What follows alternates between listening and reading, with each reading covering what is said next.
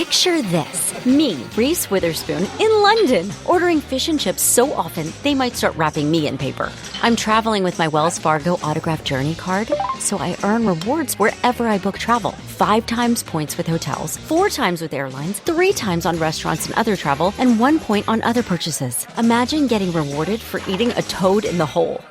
Wait, what is a toad in a hole? Visit wellsfargo.com/autograph journey. Terms apply. What if an appliance emergency didn't have to be? If your appliances suddenly decided they were done, don't stress. Best Buy has you covered with a wide variety of major appliances from trusted brands, in stock and available now. So you don't have to worry about laundry piling up, refilling the fridge, or that big dinner party you're hosting. Because Best Buy has the knowledge and expertise to get you the right appliance for your home. Learn more at bestbuy.com. Best Buy. Imagine that. Ninja One understands that IT teams today are stretched thin, trying to manage too many disconnected tools. So they built a platform that brings them all together. Ninja One unifies endpoint management, autonomous patching, backup, and remote access into a single intelligent platform. That means fewer tools, lower costs, higher efficiency, and a team that has the bandwidth and confidence to stay ahead. Unify IT to simplify work with Ninja One. Learn more at ninjaone.com.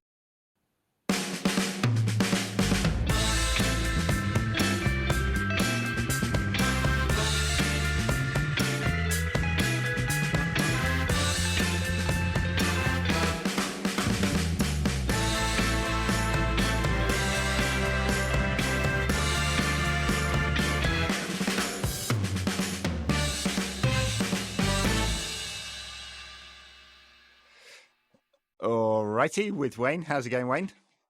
It's really good. You know, we didn't speak for a few weeks, and it felt like we were never going to play at Old Trafford again. It felt like we were never going to play at Old Trafford again. And then suddenly it's like every single, 3 days there at the moment. I don't mind it because we're playing all right at the moment, but it's like, all right, we can have a rest. Well, you're going to get a break soon, aren't you? Oh, we most certainly are. Yeah. Yeah, before the World Cup. Still got a few games left. I can't remember now. Is it 3 Premier League games and the final Europa League group game and the EFL Cup game, something like that. So anyway, we played Sheriff. United won, obviously. It was always going to be a victory. Totally dominant. 24 shots to nothing, 75% possession. Should have been more goals, really. And that's, I guess, the only concern coming out of it, that United are creating a lot and not scoring enough at the moment. But that's not what anyone wants to talk about, is it? The only thing on people's mind is Antony's 720 spin, pirouette, 9.0 for the ice dancing. Shame he missed the pass afterwards. What were your thoughts on it? Were you horrified like all the other pundits? It was so funny. So, obviously, anyone who knows Old Trafford is the dead zone for Wi-Fi and internet, so you're not going to see the hysteria until afterwards. So, when it happened, he does it, and I'm like, oh, I started laughing when he went around the second time. I was like laughing.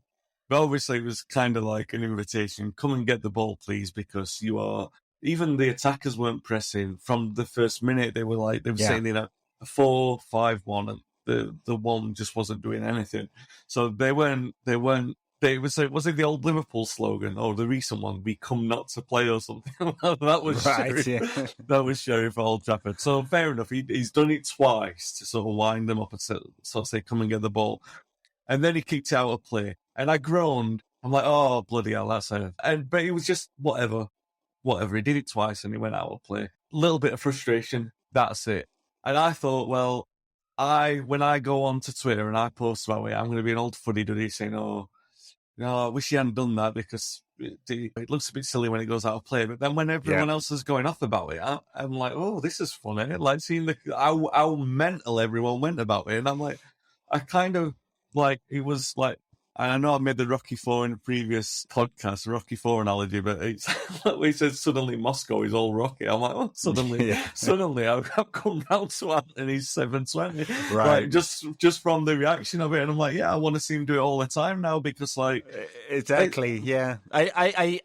I think about 5 milliseconds after he'd done it, a friend sent me a message saying, Robbie Savage is losing his shit over this. I was like, yes, of course he is.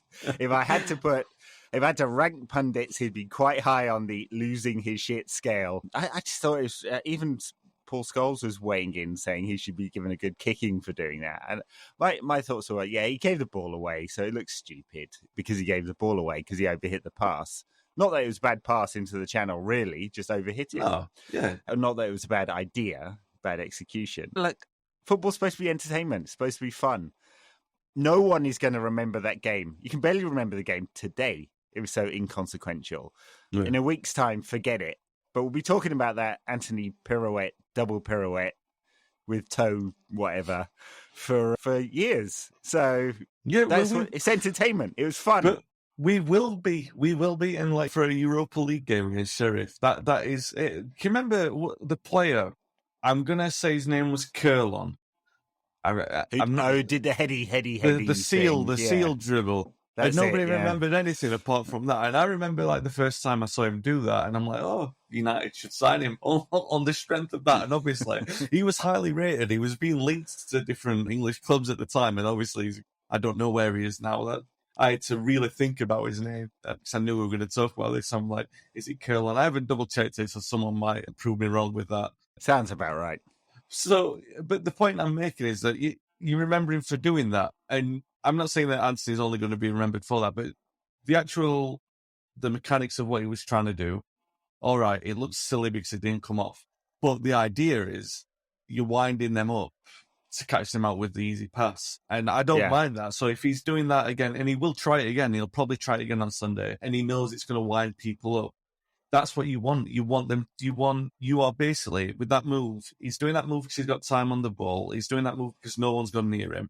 So if they're doing that, they're making an impulsive decision. And that's the kind of thing that United need to do to break down defences that they're coming up against. Because yeah. Look, I think the step over or double step over and then sort of pass it backwards from him is kind of frustrating because he's got the skill to beat his man. And if he's using a trick to draw them in because they were sitting so deep, then that's all right. He's done it for Ajax as well. And for Brazil, I saw someone posted some clips of this. So this is a trick and he likes it. And what's wrong with the trick? Ten Hag said afterwards that he doesn't mind the tricks as long as he doesn't give the ball away. So he gave the ball away. That was the problem. But it would be a shame, I think, if Ten Hag takes Paul Scholes' advice and kicks it out of him. And I don't know. The whole kind of attention economy rent-a-gob thing that has to happen where you can't be a pundit unless you say something negative now. At least certain types of media is a real shame because it's encouraging people to just mouth off in order to get some attention. Yeah. Did Paul Scholes ever play with any show ponies, and did he ever encourage? Did he ever encourage the kicking it out of them on the training pitch? I don't think so. There is a funny story from Rafael and Fabio. I think it was Fabio on his first training session. They didn't know. They knew Paul Scholes. This is a story from their book, by the way. So they played with United on the PlayStation, so they knew the players. They were familiar. When I said they played with them on the PlayStation, they played as Manchester United on the PlayStation. Yeah. So they knew the players were. They were quite well aware of Paul Scholes. Possibly they were not aware of Paul Scholes' reputation for late tackles. So on the first training session at Carrington, Fabio gets the ball. Scholes comes in with one of his, I'm going to introduce myself to you, tackles. Fabio flicks the ball over his head and Fabio receives it. Scholes is like miles away. And everyone's sort of like, Scholes. And then Scholes went back in on Fabio with a bit of a reducer to sort of say hello in a more personal way. But so, yeah, perhaps Paul Scholes is true to his word that, if someone did try that on the training pitch, that he would be the one to deal out that kind of thing. But, he played with Ronaldo. Ronaldo was even more frustrating than Antony in terms of like step in his early days, yeah. Certainly, look, it didn't come off, but it will come off in the future. It wasn't that difficult. Well, the skill was ridiculously entertaining, by the way. What I mean by that, not ridiculous in a bad way. The pass itself was fairly simple. So as soon as you get players on the right wavelength, then it wasn't like he tried to do something stupid on the ball and then he hit a 50-yard pass or something like that. So, yeah, I think it'll come off in future. I think it'll have its benefits in future. I think it will frustrate United fans in future as well. But, that's part of the fun of having a player like that. Well, that's right. Let's hope he becomes more Ronaldo, at least on the pitch, and less Nani, which is what he looks like at times at the moment. Anyway, that was 8 minutes on the pirouette. It needs a name, doesn't it? You can edit that to 7 minutes 20 seconds, I'm sure. Yeah, that's right. Yeah, make us much sharper. I'll speed us up to 1.5 or something like that.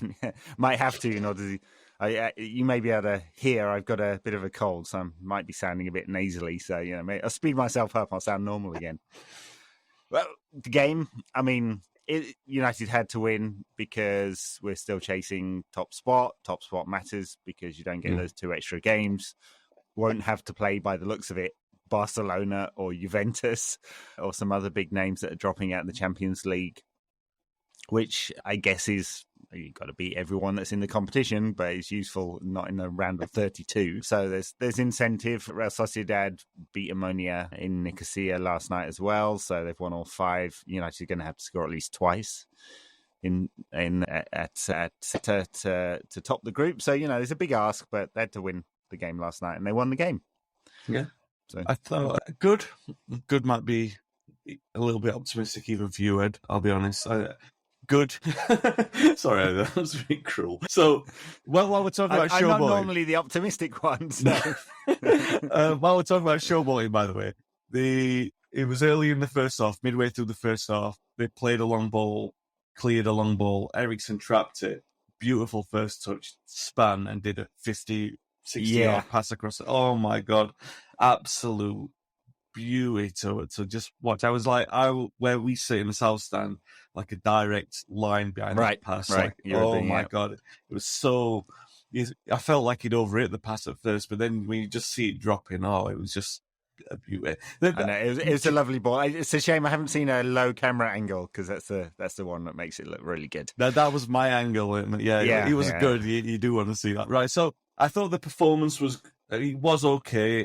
Again, with United, with the number of chances, it's always about the quality of chances, right? And I don't think we had that many quality chances. But we dominated the game, and it's like I was saying earlier, they played 4-5-1. Sometimes it was a 4-6, and they were just playing. They did come out a little bit, as they would do at 1-0. They had to come out and try and get something from the game. Until that point, until it got to half-time, it was just that kind of war of attrition, going over, trying something different to try and bring the players out. On one side, you've got Antony deliberating. On the other side, you've got Nacho trying to be like a knife through butter, which was refreshing to see. And then you've got Eriksen and Bruno. Bruno had a bit of a flat nine. I know he's played well recently.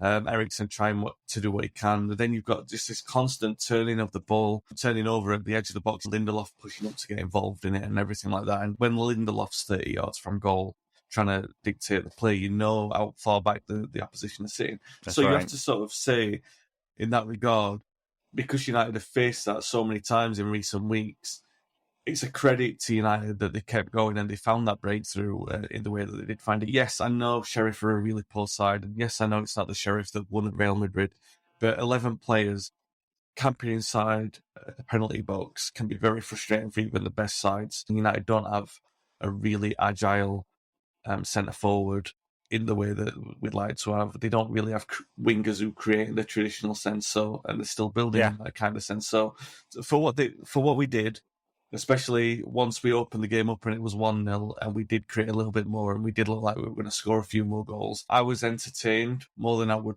think I would normally be against the game against Sheriff. And at the moment, everyone wanted to see the romantic Ronaldo goal at the end. Oh yeah, that's it. That's the one that got me going for sure.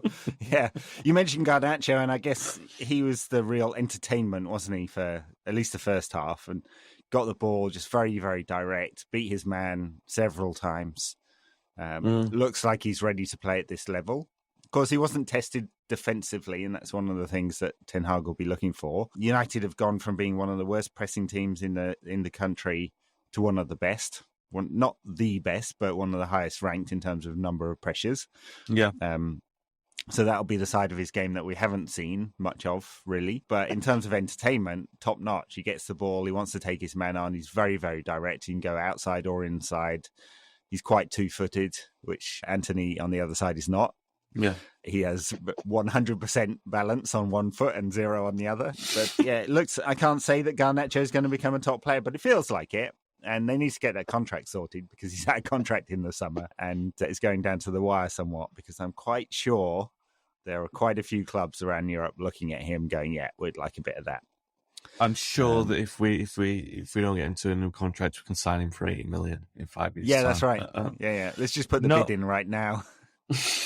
We'll just tap Juventus up now. Just like, you haven't signed him yet, but we're just anticipating when you do, that you will. 2027, we'd like him back, please. No, yeah, he was really good. The thing that really impresses me, all right, so Old Trafford's always going to respond to accommodating a player like that in that kind of situation. They'll always respond to a young player anyway. We've talked about it before.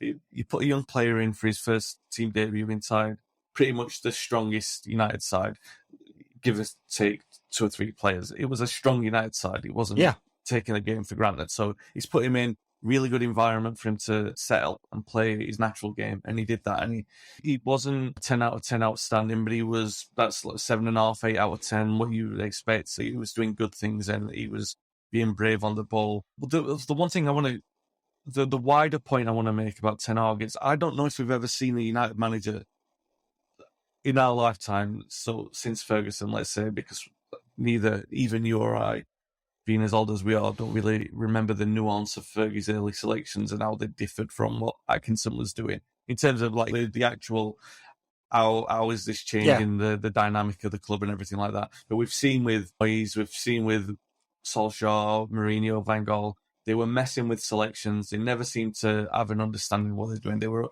even like 1 or 2 months in, you didn't understand really the long-term vision. You knew that they were kind of panicking until the next transfer window. What I'm really, really, really impressed with Ten Hag with is that he's so wise with all of his decisions now. Now, I'm not saying that they're always right. I'm not saying that they're always perfect, so that I understand all of them. But you can understand what he's trying to do 99% of the time.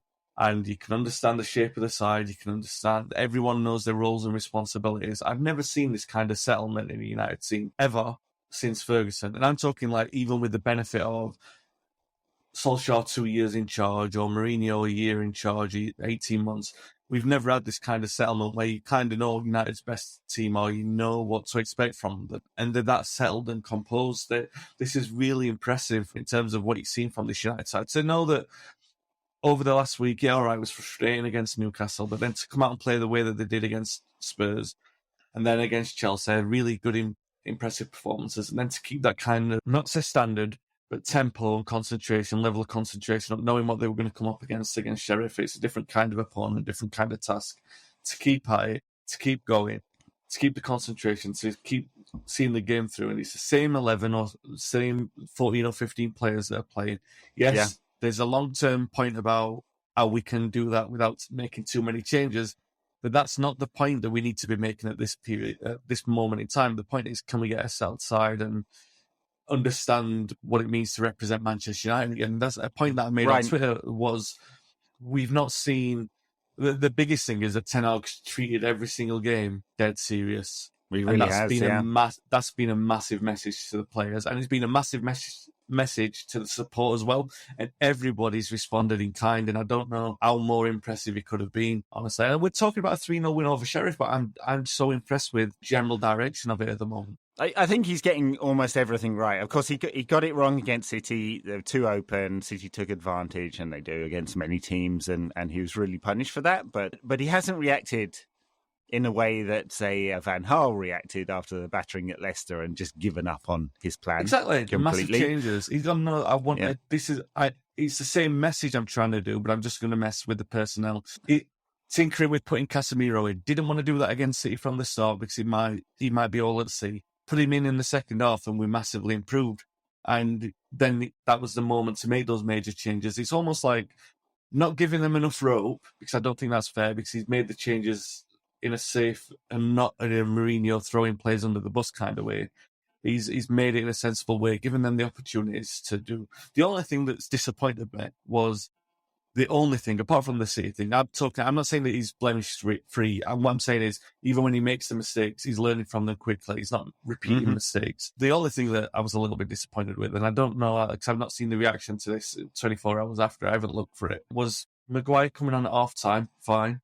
But why has he got the armband off Fernandes? I don't understand that. Fernandes was the captain. Just leave him as captain. Is it that important to give Maguire the armband?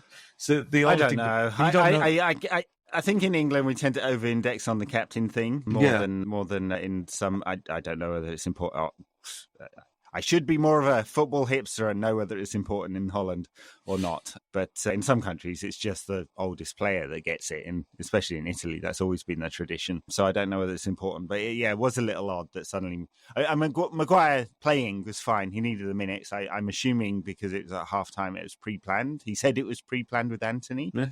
They wanted to try Rashford and Ronaldo as a combination. And so that's fair enough. Yeah, the armband thing was... Yeah. Maybe it's important, maybe it's not. I mean, he's the club captain. No, but by all means, if he starts the game, give him the captaincy. I think he's taking it off him at half time. It's just a bit odd to me. I just don't get that. But it is what it is. It's not a massive grumble. It's just a little thing that I don't even think it might be a good thing for team morale. I don't know. It just seemed a bit weird because you don't. It was an oddity. It was a change from the norm. But if that's the only thing that we're grumbling about with Ten Hag at the moment, and it's really not a grumble. We've got picking at the edges, aren't we? Yeah. Ronaldo got his goal. He missed a couple of other really good chances. He's obviously not that mobile, and it does impact how United play. He is in the bottom 2% of pressures this season. He hasn't played very much, so maybe it's a small sample size, although it's consistent with his last few seasons. But, you know what you get. I think Ten Hag has played that one really well. Ronaldo had his strop. It was the second time he'd done that.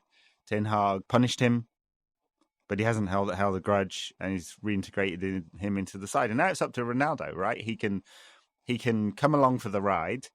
He can play in some of these games that are perhaps less important. He can come on as a late impact sub. The next time he's asked to come on the 89th minute to defend corners, because he's actually quite good at that, I suggest he does it. Otherwise, he's probably better finding himself another club. So we'll see. It's the ball is entirely in Ronaldo's court now. There, I think Ten Hag has played it perfectly. He's done what a manager should do, despite the pundit grumbles. A lot of ridiculous commentary saying that he shouldn't have done that, somehow that he should have allowed Ronaldo to be petulant and ill-disciplined. I don't buy that for a second. Yeah. So, anyway. I had a bit of fun with that with Piers Morgan. I don't know if you saw on Twitter, because he, obviously, the only thing bigger than Ronaldo's strop was Piers Morgan tweeting about it every day. And so he done it maybe 4 days in a row, like he complained, Ten Hag's disrespected. And every day I'm thinking, has something else happened here? But it's just the same thing. Piers Morgan reacted to something else. So like about 4 days in of him doing it, I just tweeted, has Piers Morgan said anything about Ronaldo and Ten Hag? Because I think the football world's dying to hear his opinion on the matter. And he retweeted me seriously as though he hadn't done it yet. And I'm like, what are you talking about? Why are you doing this? And everyone's level of self-awareness of Piers Morgan is quite low. Yeah, but he did give me his opinion. And just so everybody knows, he's not a big fan of what Ten Hag did. I think Ten Hag played it perfectly. I think that in the past, it's a different kettle of fish because Ten Hag's in the early weeks and months of his reign, so the club are duty bound to get behind him, and they can't really contrast or conflict any of his decisions. So, contradicted any of his decisions. So they can't go back on him and say, you can't drop Ronaldo, you can't do that to Ronaldo. He can do it to anyone he wants at the moment. He's bulletproof. And this is where I go back to when he was instated in the position back in May, and how much of an influence do you have in the contract decisions? Now, we don't know. It could be very much a matter of fact that Pogba and Lingard were already going. However, we do know that at some point contracts for those players were on the table, and even if it was a token effort of Ten Hag saying, look, they said, these are the players going, but we can make an extra push if you want to keep them. And he said, no, we're making a clean sweep. He still did that. He was still in post when those players went. And he was still the one symbolically sweeping the room, if you like. So he was making statements from that point. And I think that's that has helped stabilise the dressing room in the early weeks and months. And this kind of thing does as well.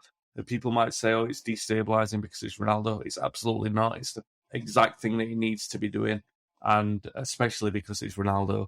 And I know what you're saying about the numbers with Ronaldo, with the pressing and everything. I will say from what I've seen of him under Ten Hag, even under Rangnick to an extent, it's not that he's not willing. It's just that he's less able to do it. We've seen some kind of effort in, and I will clarify that it's a token effort. He puts in the effort to press.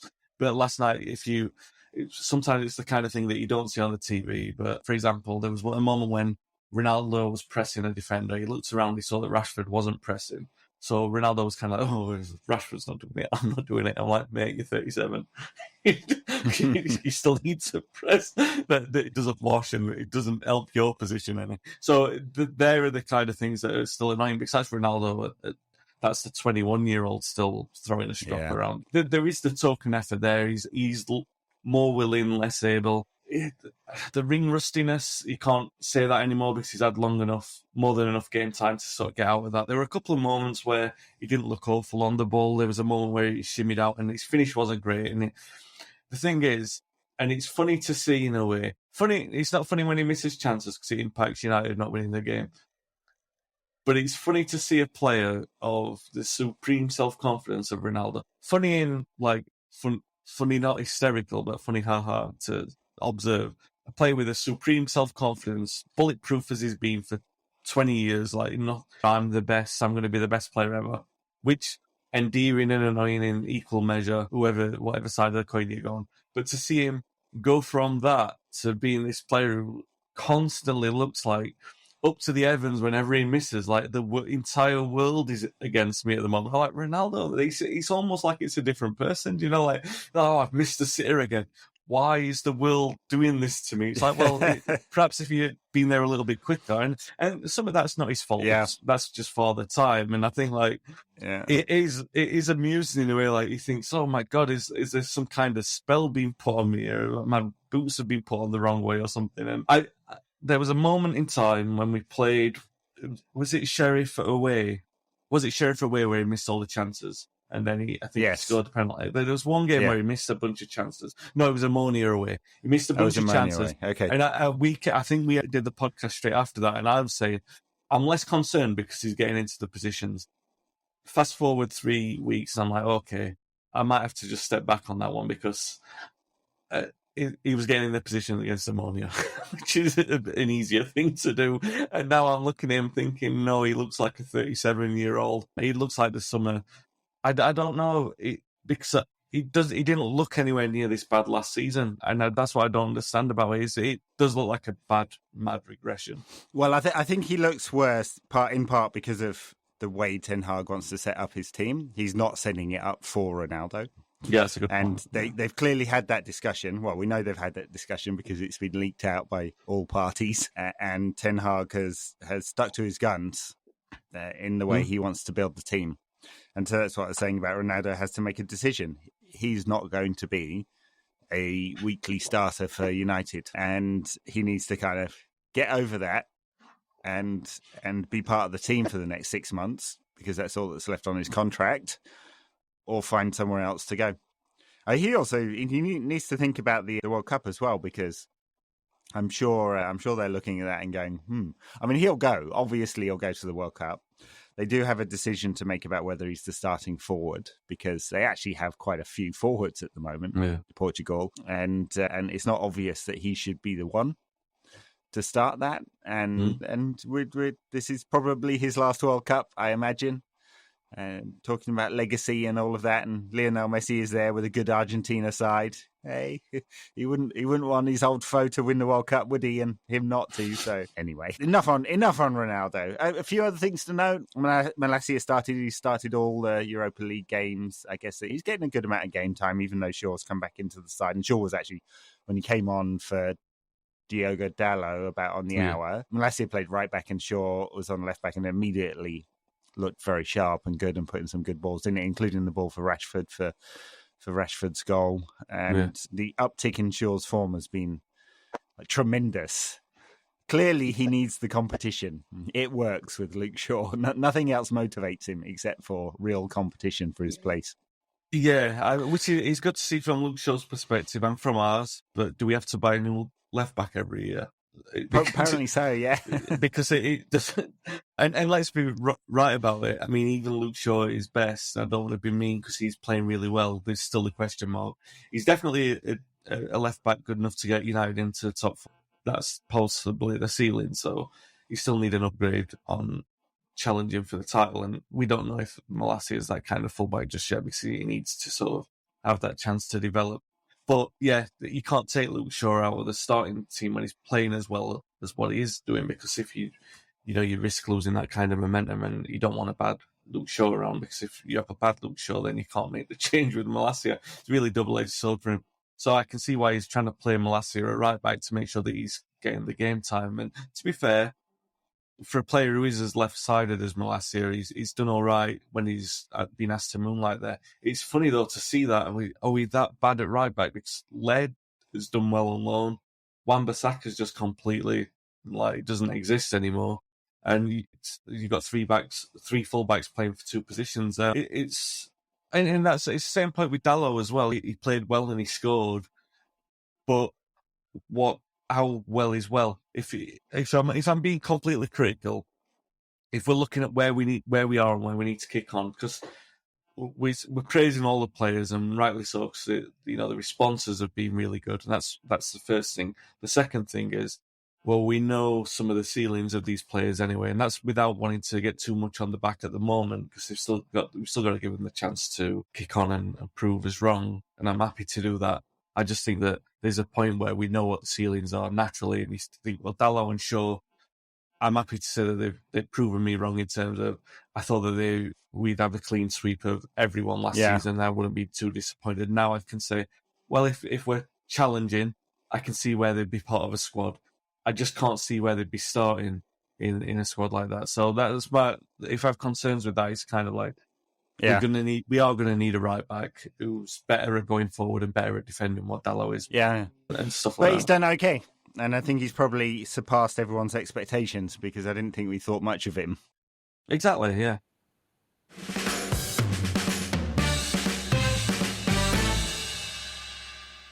At the weekend, reuniting with your mate David Moyes, West Ham at Old Trafford. We seem to play every game at Old Trafford at the moment. There's been a lot of them, as you were noting. West Ham not going that great this season, really. They had a worse start, and they've recovered from that. They had a bad start, didn't they? Yeah. That's what David Moyes teams tend to do, don't they? They start badly, lull everyone into this, I don't know, false sense. I don't know what it is, an accurate sense, and then they just pick up a little bit. His Everton teams used to do it all the time. I can remember it was just a trend. I don't know if it's something to do with the fitness training or something like that. Like United, we started badly, but we just continued badly. He's done all right. I mean, they've scored a couple of good goals as well. So whenever I've seen them play, I'm not saying that they play brilliant football, but they play sometimes prettier football than what you would have associated his team at Everton and wherever at Sunderland, of course, and Sociedad. So they are a more attractive side than his previous teams. They've got better players to do that, I guess.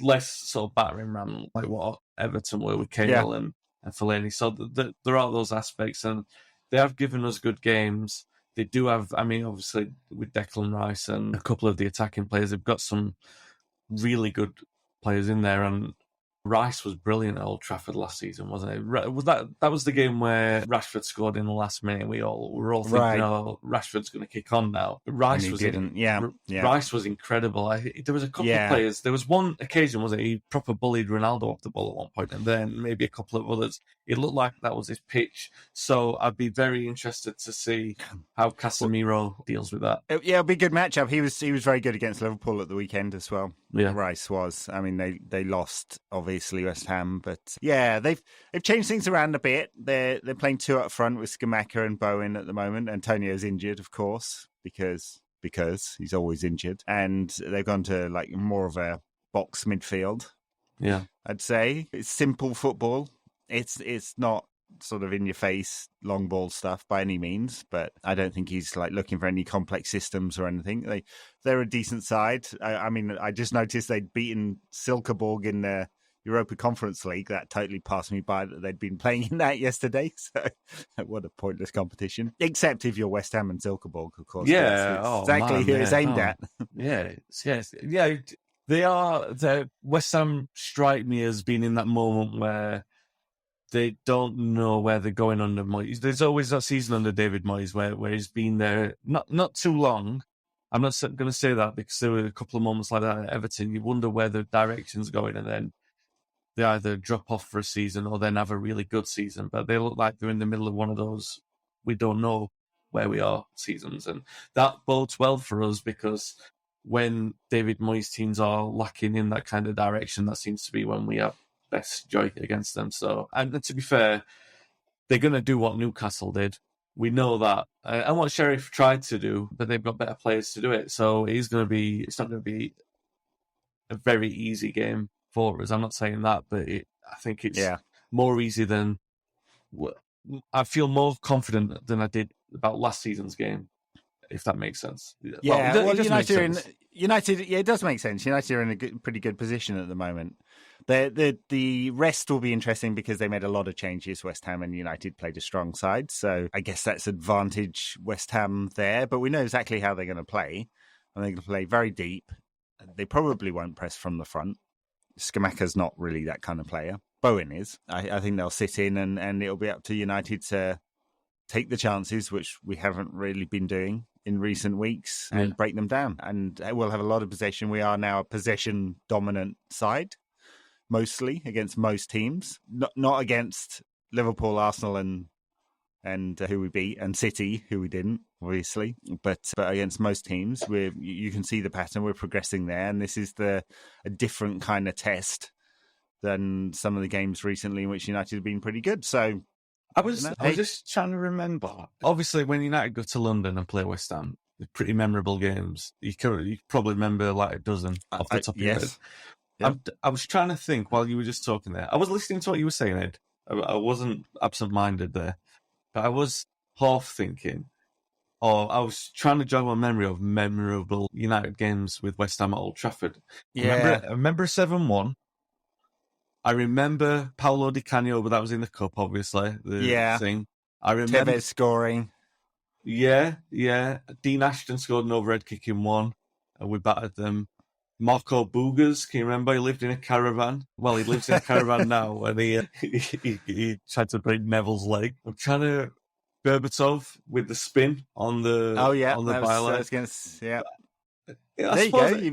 You've just reeled up half a dozen there. Yeah, I know, but I was trying to think: is it a memorable Premier League fixture? Because United West Ham, really. It feels like it should be, right? It feels it's a long enough storied one. There's definitely been games at Upton Park, which there was the Beckham effigy, the game where we lost the title 2-2 within scoring in the last minute. They were all the first few years of the Premier League, so Upton Park had a really, and the last Football League one, obviously, where we can forget about that one because nothing much happened. No, is that game? That's miserable. Yeah, the two big defeats, which basically cost us the title against West Ham at Upton Park, and that game where Mourinho was begging for mercy. It was a cry for help where he played Scott McTominay in a back three. Oh God!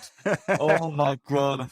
Yeah, that was one. Oh my God! That was. That is just. He literally that was throwing. He was like, please sack me. He could have written it on his face, and it wouldn't have been clearer. So. No, God! I mean, if there was a football dictionary created and it said throwing players under the bus, that game would be.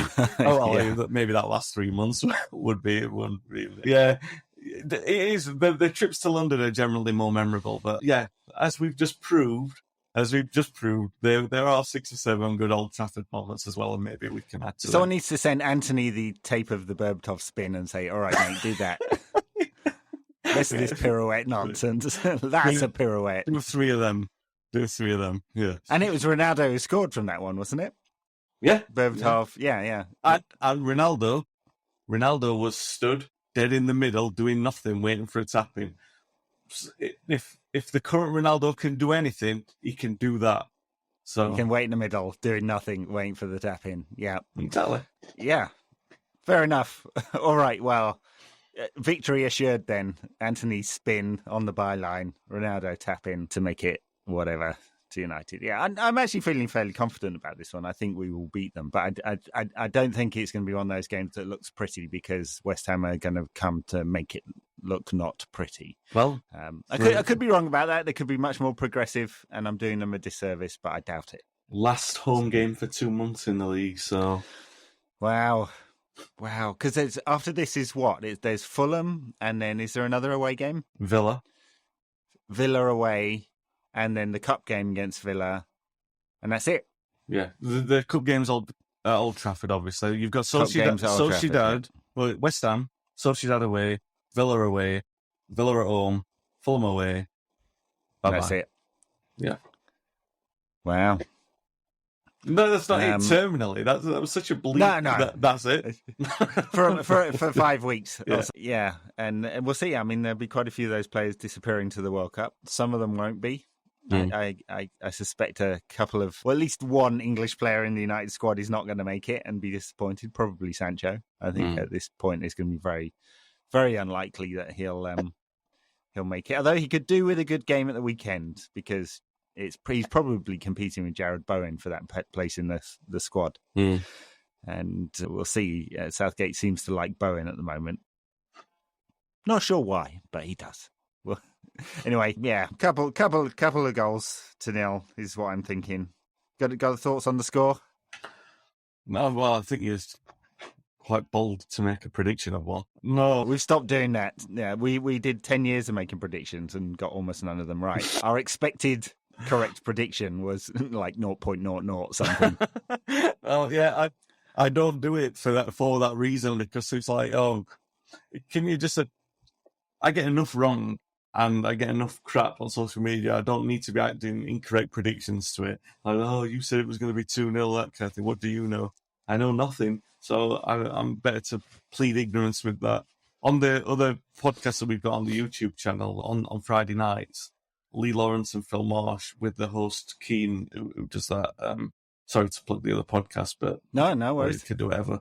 We could do what we want. So they do predictions, and sometimes I moonlight as the host on there when Keane's not available, and they always try and push me into one, but I still can't do it. So I'm ruining their prediction games. I don't even know how badly I'm ruining it just by abstaining from doing it. I don't know if that ruins the algorithm of how they do the predictions. It's like they do the scores and then the lineup predictions, and I'm like, right, I'm just not doing the scores, lads. I'm sorry about that. I just refuse. All right, fair enough. Well, I guess we'll leave it there. Lovely to talk to you, Wayne, as always. We did actually manage to find some other content to talk about other than Antony's spin, but just to be clear, needs a name. It needs a name. We had the seal thing. We've got the Cruyff turn. We need the Antony double pirouette. Yeah, or something like that. Just to be clear, we're 43 minutes in. I don't know what you're going to edit this to something that's reminiscent of the spin, but I would have happily talked for 43 minutes about the spin and how much it's wound up everyone. I would have been quite happy if you'd have pulled up all the tweets, if you'd have pulled up Ian Holloway's diet, everything that you wanted to talk about. I'd be quite happy to have done that for 43 minutes, I'll tell you. And next time I'm on, if you want to dedicate 43 minutes to talking about it, and if the listeners want fair it, enough. We'll do a special. It's special. Nothing but the spin. We'll get all the pundits on. Yeah, the only pundit I haven't seen comment on it so far is Sam Allardyce. I surely Big Sam has got something to say about it. I haven't seen Roy Keane talk about it because I don't think he was on the Europa League games, but I'm sure he'll say something at the weekend. Yeah, I would say if United are on Sky, then he most certainly will. They'll ask him about it. Yeah. Okay, folks, we'll leave it there. Thanks a lot, Wayne. Thanks for listening, everyone. See you soon.